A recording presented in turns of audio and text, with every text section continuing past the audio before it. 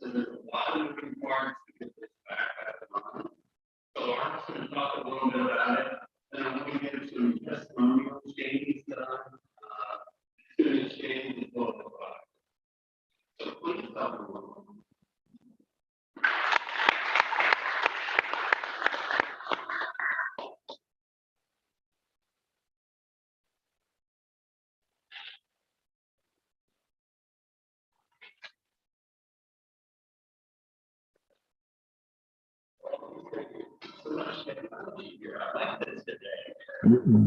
It's not working.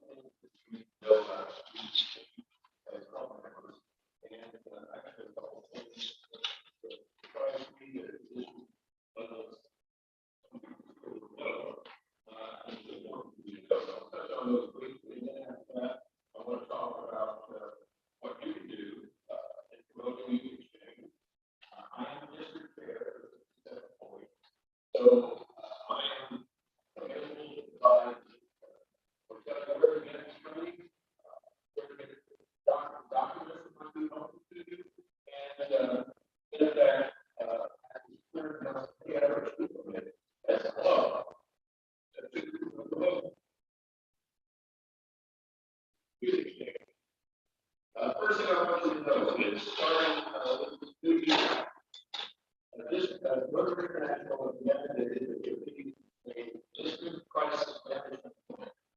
The reason you need to know that is because of the club, you are not supposed to do much in the way of the crisis. A district crisis management officer will be established and put on the committee, and there will be a district committee members that district out there and some other people. A crisis is a serious incident, significant injury, death, or abuse. Starting with this next year, and after the implementation, all crises are being resolved only by the district crisis management committee. The role of the club in this crisis management. We're not talking about minor scratch that somebody's had when they're out or something like that. We're talking about real crises. Your job as a club will be first to take whatever emergency steps are necessary to come into contact the district crisis management officer or the committee, provide factual information about the incident and what emergency steps are taken, and then respond to the specific requests for assistance that you see below. Every club that has a crisis management plan, if the club manages engages in any way with minors. For example, your club along with minors response to the for several years. That is a Rotary sponsored program. Paul and committed that program for 10 years and background checks for years. The plan can be limited to advising club members. Now get in touch with the district crisis management committee. But what I want you to know is that I can provide you a template for that particular crisis. So I've got a place I can provide that to you. But it's not just to be saying, I'm talking about any program that you have that engages those minors, you must have this district club crisis.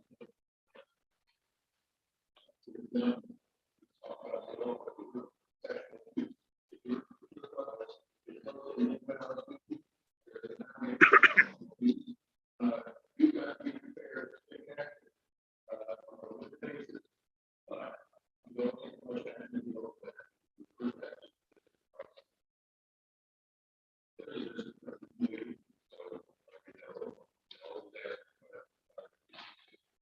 Remember, all the candidates and all the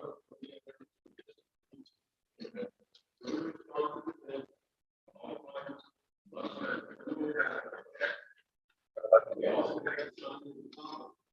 If we found by Rotary professional policies on your check, I do the background, I arrange the background checks. So if you're close and have somebody who's submitted to the background check, contact me. If it's a district-wide event, then the district pays for the background. If it's a club-sponsored event, then I expect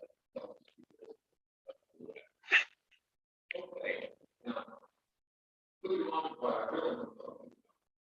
Three students for youth exchange in 2024. This is our project. And you can educate yourself about youth exchange. You know, when you get off, I was thinking for a family about how to youth exchange. You don't know that all about. So you need to educate yourself. And one way to do that is if you look at the Rotary website. I have put on there some information that's called the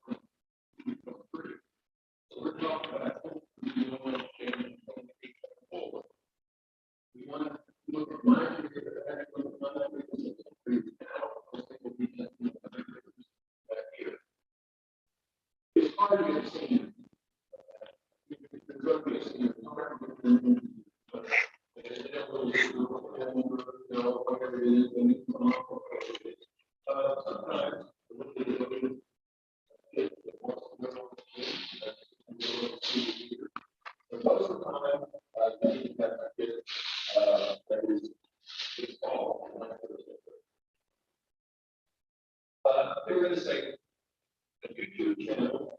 But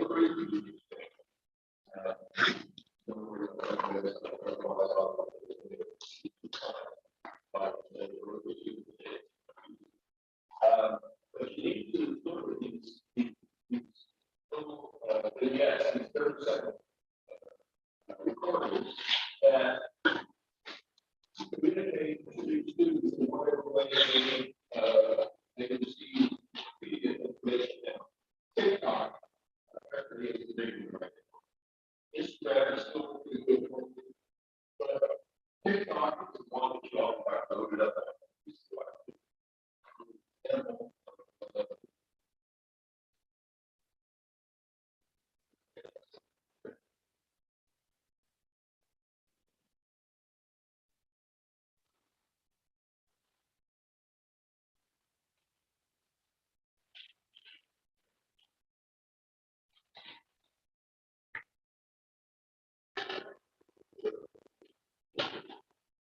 Right.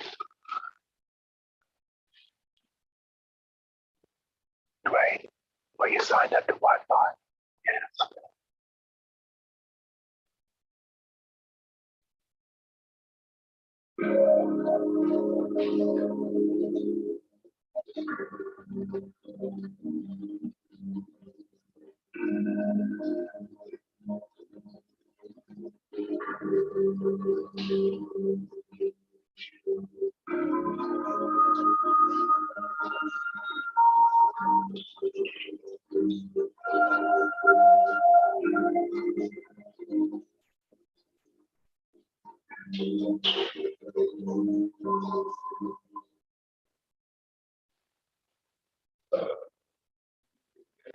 All sorts of vignettes.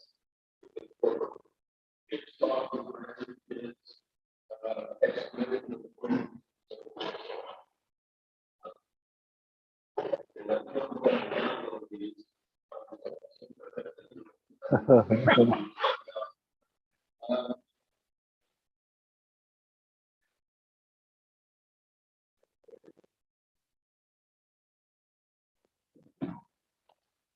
You can also remember students over the website. importantly, you've got you don't want to go these but they also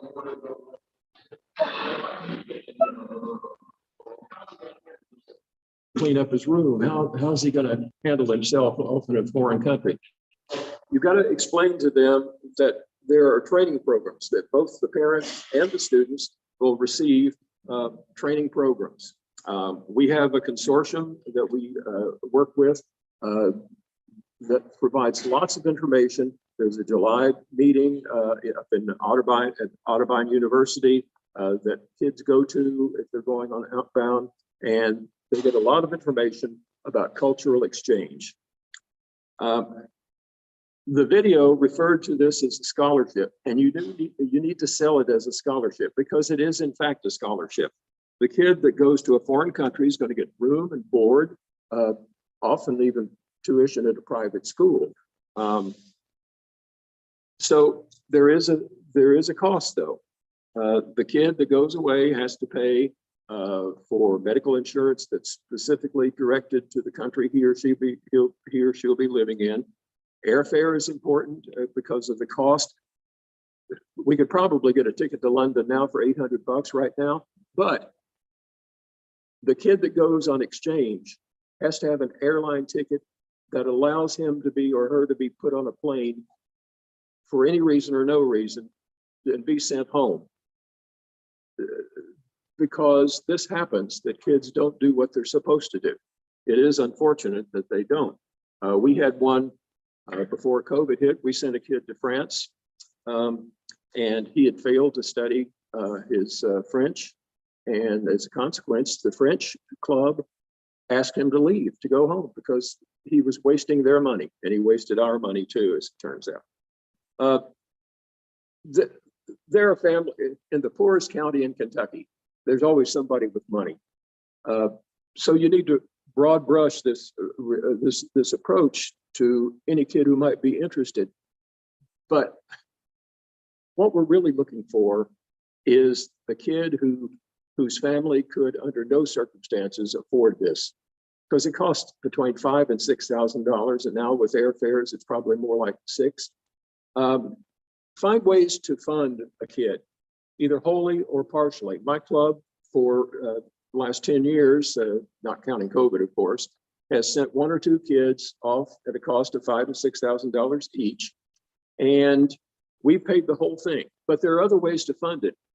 For example, you can apply to a Rotary district grant for a Rotary district grant and get $1,500 that will defer the cost of sending a kid. So you can have the kid work the summer before he or she leaves. There are all sorts of ways. All I'm saying to you is don't give this scholarship to a kid whose family is the wealthiest in the county. Find a kid whose family is of limited means and award that scholarship. The things you need to stress to the student and parents is they are going to have training before they leave. They're not just going to be thrown into the deep end of the pool. Stress that there's going to be plenty of fun. They're there to study, but it is a cultural exchange. If they don't get good grades in school, it doesn't make any difference. It's a cultural exchange. But they must make every effort to learn the language of the country they're going to reasonably well. Not fluently necessarily, but reasonably well. And they'll pick up more when they get there.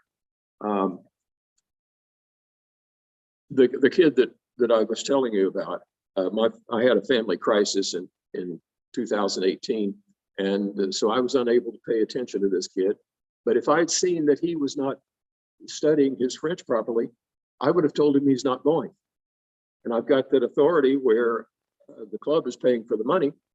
But I think even if a parent is paying the full load, and I think it's going to be a waste of time for that kid to go off and present a bad example for District 6740, then I think together with the district governor, we wouldn't have any hesitancy to say the kid, you're just not going. You haven't done what you're supposed to do. The experience is what the kid makes of it. There's a flip side to all of this, and that is if we send, we must receive. That is, we must sponsor inbound students from the foreign country. They've got to stay, the inbound student has got to stay in at least 2, preferably 3, but more often, as it turns out, 2 families. The family provides the room, board, and the kid goes to usually a public school around here. But the important thing is, if the host families aren't willing to travel to the school, then the 2 host or 3 host families all have to be in the same school district sufficiently that they can have it catch a bus or whatever it has to be. If you are sponsoring a club, if you are sponsoring a student, you as the sponsoring club have to pay the kid a monthly stipend, usually $100. And remember, every adult in the family has to have a background check. There is a process for an application by the host family, and I won't give you the details of all that because I'm only here to give you a bare bones, and some of you have hosted, I know. So at this point, it's my understanding that some of you have in fact hosted, and I think you've got a volunteer or 2 about that.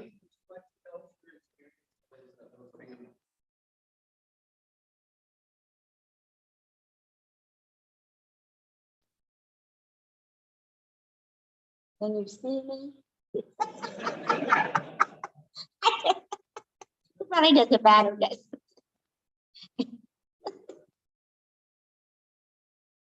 Well, my story is from a very long time ago, but when Dwayne asked me, it brought back that beautiful memory. So a long time ago, Blessed Sacrament, which is where we were parish, we were doing an international foreign exchange program.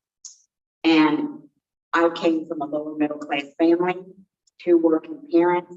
We've been a small house with 8 of us for 3 bedrooms and 1 bath, and beautiful home. But it was, and we, hard fought to make ends meet. So when Blessed Sacrament contacted us and asked us to be a host family, we were like, what? I was the oldest, so I kind of knew the finances, and I'm like, so the deal was they were bringing up a bunch of young ladies from Bogota, Colombia. And one of the ladies, the young ladies they were bringing up, came from a fairly wealthy family down there. And she believed that the United States was all capitalism. I didn't even know what the word meant when it came across. So they decided that to fix that, they would put her with my family, which was so, I mean, my parents were very hesitant, and I shared my bedroom with my little sister, small bedroom. We had to put a cot in there, and it was anything but fancy. We didn't eat fancy, we didn't have fancy, we didn't drive fancy. Some of the women, they put a couple of them in filthy rich homes in Indian Hill, which to me, that was beyond proof that it was. No, they decided the actor was going to be with us, and like I said, there were 6 of us. They struggled to make ends meet, but it was absolutely for her. And I mean, because she had to live the life that we, like I said, we didn't have it. But some of the best things that came in is she taught my brother fluent Spanish. And the biggest thing she did when they got together with the girls, because there were 2 doctors from UC from South America that were kind of mentoring them. So they were kind of like their mentors, but she couldn't get over why Americans put ice in everything. So when they go to the restaurant, they're like, no, they couldn't understand why she didn't want ice. That was, and she, it was some of our habits. But like I said, I always felt like it wasn't really fair to her because we didn't have any rich habits. We didn't, but that's kind of what they wanted. They wanted exactly what she got, and she come to love us, and we got. And the 2 main things is she liked to sit on my dad's lap and rub his bald head and say, "Oh, I love you, Papacito." Well, she was a gorgeous young woman, so my mother wasn't amused with that behavior. So we had to correct that. And then one of the other little things is I had a bird that sat on my shoulder. I put him in a cage when I was gone, and one day when she was alone, she decided she was going to try it. She didn't realize the cat was in the house. So we come home years later and there were feathers everywhere, blood everywhere, a dead bird and a dead cat, and no Beatrice. So it took us a long time to get that straightened out, you know, and all the time I kept feeling this burden of, we've got to make it look right, we've got to make it look, but in the long run, she got exactly, you know, maybe what she needed, because she did come back after 5 years and before husband this time. And my mom said, no laps, no rubbing heads, no, you're not coming to get him. But anyway, it was just such a beautiful experience. And I mean, she could, by the time she got, had been to nursing school, and she got to, you know, she got to learn that. And then she wanted us to come down. She was going to take my brother back down to Bogota with her. But, you know, that didn't work out. But that was our experience. It was wonderful. And I thank you for asking me to share it.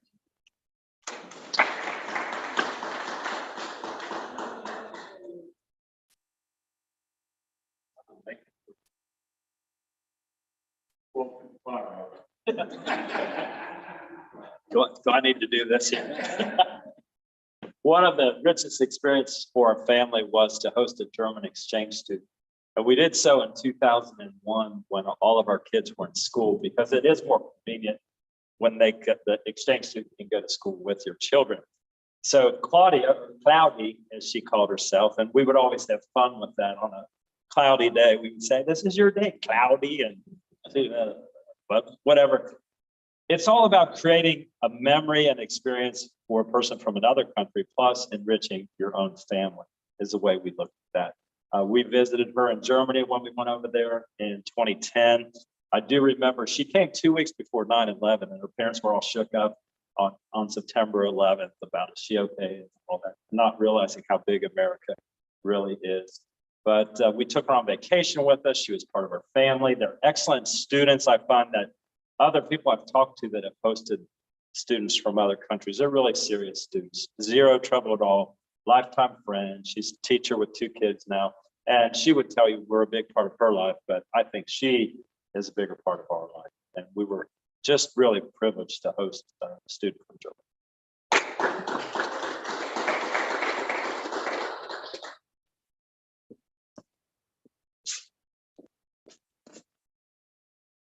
Sean, 1257. We're good here, brother.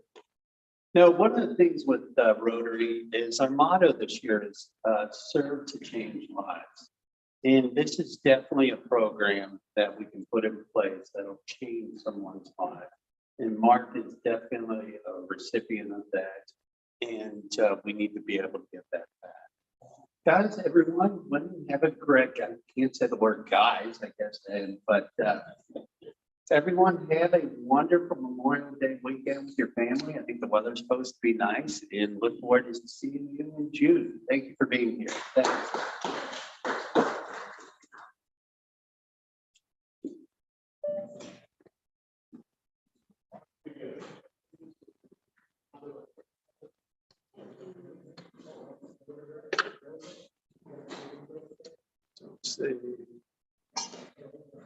Thank you, Neville.